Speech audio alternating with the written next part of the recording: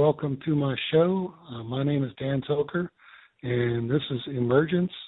It's an art and poetry live over the internet radio type show where I interview artists from around the world. And today with me is James Knowles, also known as Live by Evil. That's his DeviantArt handle. He does a lot of sculptures, and I guess he does a lot of collages that are really interesting. And I'll be sure and post some links, so that you can check out his artwork when the show is completed. Anyway, I'd like to get James. He's waiting online here. James, are you there? Yeah, Daniel, I'm here. How are you doing? All right. I'm doing good. How about you, sir? Not too bad, not too bad. I'm glad to be on the show. Thanks for having me. Absolutely, no problem. So how long have you been an artist? Well, I'd like to say all my life, but it's been a work in progress. It's always something that's interested in me more than other things. So, the type of artwork you do is really interesting. I like the collages.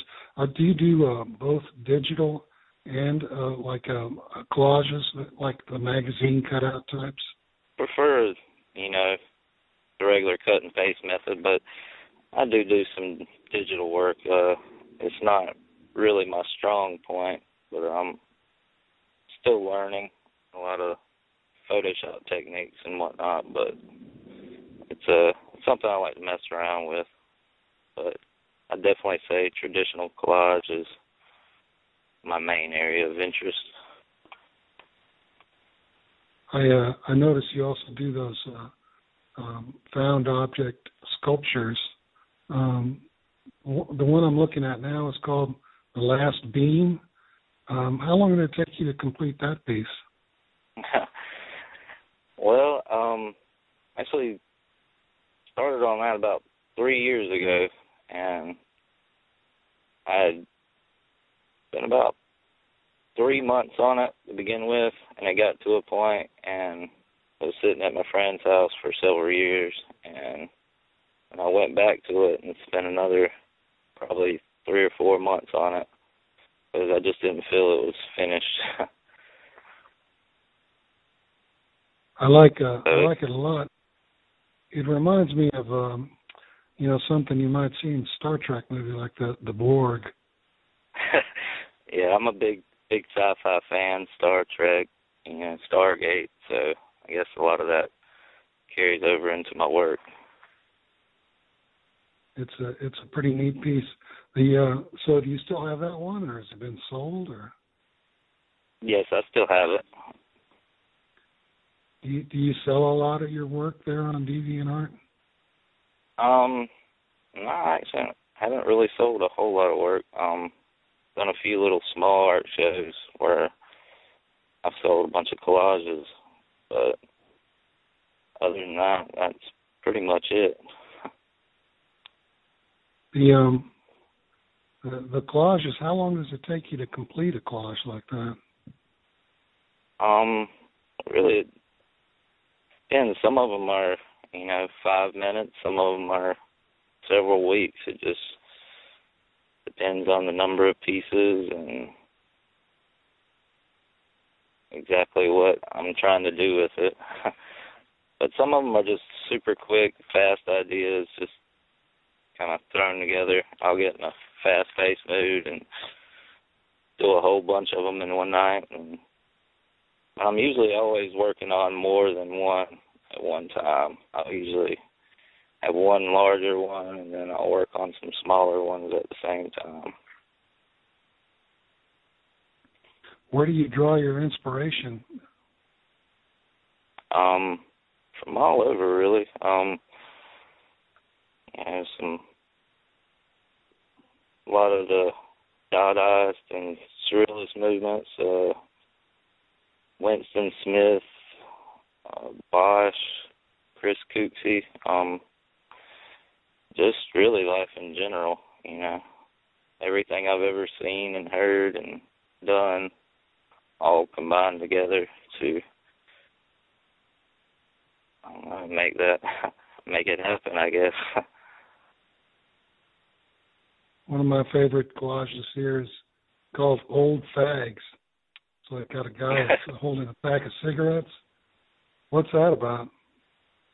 It was just something fun. I mean, I'm a smoker, and I know it's not good for you, so you know, it'd be. I don't really. I was just having fun with that one. It's kind of almost looks like it's a smoking ad or something like that, and then maybe there's something wrong with the guy's mouth, like he's got cancer or something. I don't know. He's got something going on there. How long did that piece take you? Probably about an hour, maybe.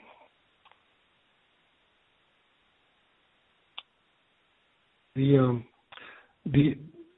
you ever look up to any artists, you know, while you were growing up or whatever that inspired you to try art? Well, when I was younger, I was a big garbage pail kid collector, and I always loved art on those, and that was really the first art, I guess, I was really drawn to, the grossness and just, I don't know. And then after that, not really, just a lot of album covers, and started getting into music really heavy, and always loved the album art. And so do you think music inspires your artwork, or certain bands or musicians? Yeah, I would say so. But I mean, it's not really. I could kind of tell my artwork changed a little bit through the years, you know, with what I was listening to, and I guess it had an effect. What bands have inspired you? There's so many, man. I listen to a wide range of music, but, you know, punk, metal, there's just so many. I can't really just say one had an influence on me. So how do you get a hold of your material for your collages? Is it all from magazines, or do you print out things from the internet? What do you do? Mostly old books that I get from the thrift store. I have a great thrift store in my town. For a while, they were selling books 10 for $1, and I really got a large collection of old just science textbooks and just whatever I could find. There's just a lot of old magazines I have, new magazines, just basically anything I could cut up and glue is game. The collages, then they're glued together. What kind of glue do you use on those? Usually I use spray glue, like Super 77 spray adhesive and Craft Bond spray adhesive. Sometimes I use Craft Bond glue sticks for smaller pieces, but usually, so once it's stuck down, it's usually permanently stuck. And so that sculpture piece you did. What's is that like on a mannequin or something like that, or what's underneath there? Did you build the whole thing up from scratch?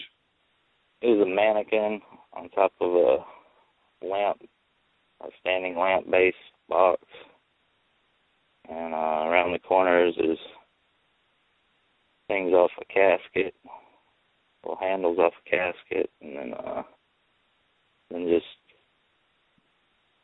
a bunch of old toys, Transformers, there's Goals. I mean, pretty much anything you could think of is probably on there. But mostly older toys. Stuff found beside the road or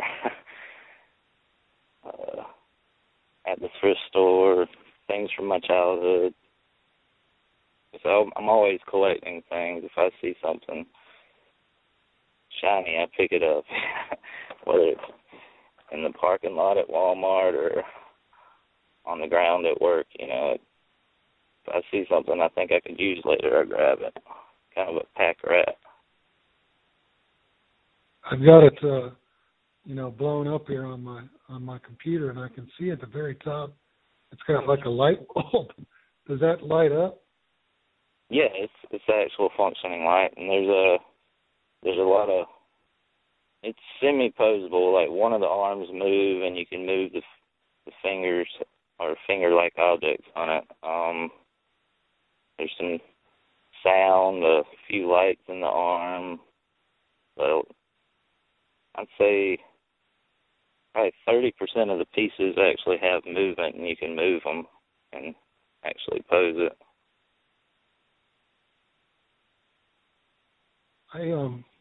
We always do a little bit of poetry, and this time I've also got a rap piece by a friend of mine, an internet friend. I'm going to start with one of the poetry pieces right now, and I'm going to get right back to you. Okay, buddy? Okay, great, man. This piece here is by Lane Stonecipher, and I'm going to let him introduce the piece himself. Mendacity. There is something about a naked light bulb glaring, unforgiving in its crude illumination of things. So it is with this earthly life, a series of shocks to overcome or attach meaning to, a wilderness of shelter that pushes us into the bare sun and blinds us with fear until we stumble backwards underneath the forgiving trees. Have you been in the day's heat too long? Oh, no more than the grape and less than the worm? Have you heard the water on the mountainside, or listened to the laughter of the brook as the clouds hide? If so, where has their truth led you? Mendacity is a vapor, one that filters as a funeral flower, basking as a rose upon satin linings and mahogany finish. We imbibe its fragrance. It snakes into our bloodstream like a poison and lingers there even in our sleep. Yes, there is truth and lies. And that was Mendacity by Lane Stonecipher. I've used his poetry on the show before. This is the second time, and he's got a great voice. I really enjoy. He actually writes his own stuff. And it was really a very interesting piece there. Did you enjoy that? Yes, I enjoyed it quite a bit. That was a great reading. Yeah, are you into poetry much? I never really asked you. Yeah, I mean, I wouldn't consider myself a poet fan, but there is poetry I like, so. The way I got in touch with you was through another interview I did with Pedro Silva. You known Pedro for very long, or you guys? I know you do some collaborations occasionally. So how did you guys meet up? Through DeviantArt. Pedro's been an awesome guy. We've talked a lot and got a lot of common interest. Yeah, you guys. He does collages also. You and him did some digital work back and forth. What do you do when you do a collage? With someone that you're not in the same city. You guys put it in the mail and send it back and forth, or you send it in an email. What do you do? Well, we just worked on some digital work, basically just started one and sent it to him, and then he added some to it and sent it back to me. I added some more to it and sent it back to him, and then he added some more, and it was finished. As far as traditional collages, yeah, it works pretty much the same way, but just through the mail.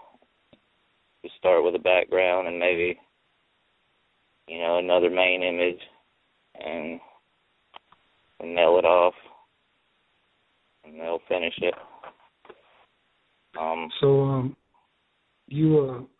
You a member of very many groups on DeviantArt? Yeah, I'm a member of quite a few. I'm not as active as I should be lately, but You consider your art to be like surreal? Because I have a surreal and abstract group. Maybe you should join it. It's called Think Abstract. Okay. Have you heard of it? Yeah, because I guess when the interview's done, if you're a member over there, I could feature it in like a journal or something like that, and great. It'd be pretty cool. I guess Pedro has a couple of groups of his own. Are you involved in those? Yeah. Like I said, not as much as I should be lately. Been in kind of a artistic slump, you would say, but yeah, well, that's the way art is, man. It comes and it goes, I haven't been as active lately, Like I went through a period where I was producing, a whole lot of stuff, and now it's just kind of, haven't been making much. It comes and goes with inspiration, So what can you do? If you don't got it, you don't got it, So, are you a married man? You got a family? Yes, I'm married. I have 2 children. I have a daughter. She's about to turn 8, and a son that's about to turn 2. Do the kids ever get involved with your artwork? Yes, my daughter, she used to sit down with me all the time. She called it making pictures. When we sit down and do collages, she's got quite a collection herself. I had made her a profile on DA, but apparently they don't let children on there. So, I mean, I could understand why, but I thought they had like filtering, for because they do have a lot of adult material on there, nude art and stuff like that. But I thought, on your profile, you could put that it was a child profile and it would filter all that out. I don't know though. I do see a lot. It's 18, yeah. I think it might be younger than that, but somebody a little younger than that, but they might have a cutoff of like 15 or something. I'm not sure though. I'm pretty old, so I don't have to deal with it. I don't have any kids either, so I have no idea. I don't got to worry about it myself.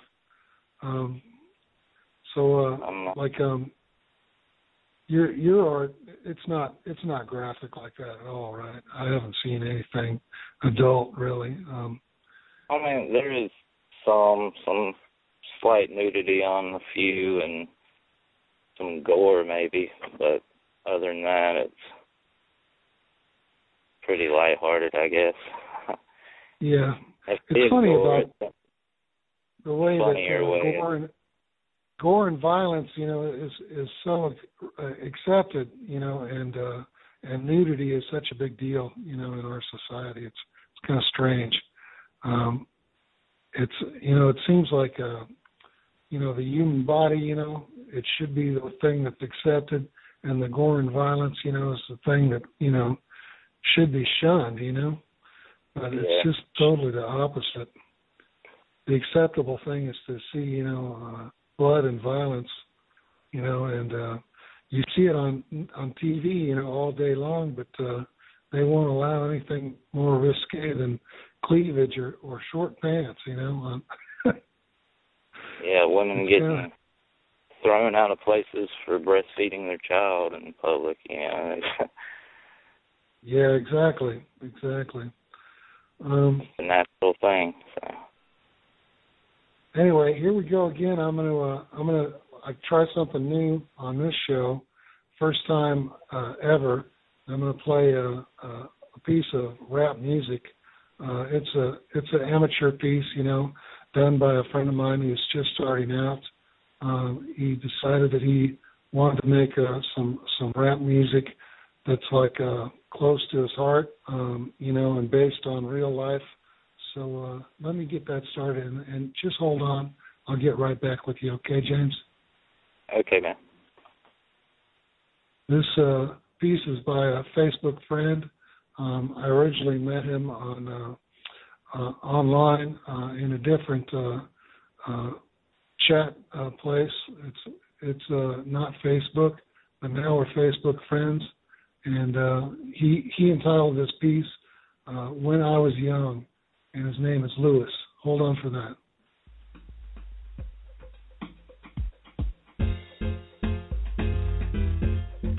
When I was young, I was bad. I was a demon, possessed by the devil. I didn't care what I did. I stole from the stores, and also I was addicted to the drugs. I could never leave them. Till I read the Bible, I couldn't believe it.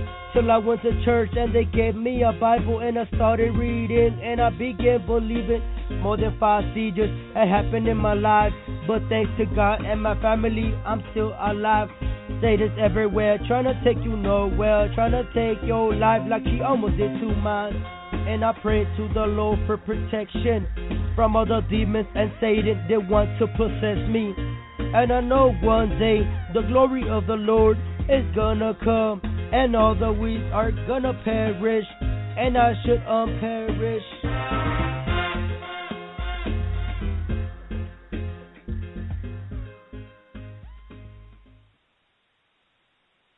All right, that was a rap piece by Luis Oliveras. He's just starting out, and that's probably the second or third piece that he's written and performed himself. We got together. It's just over the telephone, and I pointed out a app that he could use for his cell phone, his smartphone, that he could record his own voice and email it to somebody else. So he rapped a little bit and emailed it over to me, and then I added the background music. It's a piece of Creative Commons music. I'll probably link to it when I upload this to SoundCloud. Anyway, how did you like that, James? I enjoyed it. That was great. Yeah, it's just little homebrew. Yeah, he's just getting started there, and I think he's doing pretty good. And as a matter of fact, it's possible, that I might get him on the show for an interview, in another week or two. He's gonna write out a couple of pieces, and maybe I'll have those ready, kind of like I'm doing the poetry here, and we'll get an interview with him online too. So what's your plans for the future? Like, what do you see yourself doing in another 5 years? Hopefully making art for a living. That's the master plan. You ever feel like there's a big break out there just waiting right around the corner? I hope so. I need to pursue it a little more. But, yeah. Well, do you promote your art on other websites besides DeviantArt? Yeah, I have a Tumblr, I think a Pinterest, quite a few accounts on different, Blue Canvas maybe. I can't even remember all of them right now. But the handle Facebook. Live by Evil. That handle Live by Evil, is that what you use all around, or do you have different names? Or yeah, it should be Live by Evil on all of them. So it's Live by Evil, right? Yes, correct. Okay. Well, maybe people can do a Google search and come on your DeviantArt page. When I upload this to SoundCloud, I'll put some links there. And when I post it to Facebook, I'll make sure to link to your DeviantArt account. It's been a pleasure talking to you, man. The show is coming to an end. We only got 30 minutes, and unfortunately, we got like 2 minutes left here. So I really appreciate you calling in and taking the time, to be on a show with me. And I hope, that we remain Facebook friends and we chat on DeviantArt. You definitely have a fan and supporter here with me, and hopefully the show might bring you a few more. Good luck to you. Thanks, Daniel. I appreciate you having me on and taking the time to do the interview, and we'll definitely keep in touch. All right, thanks. And you take care now. Bye-bye. All right, you too. Thanks. All right, that completes the show with James Knowles, also known as Live by Evil. I'm going out with the same music I came in with.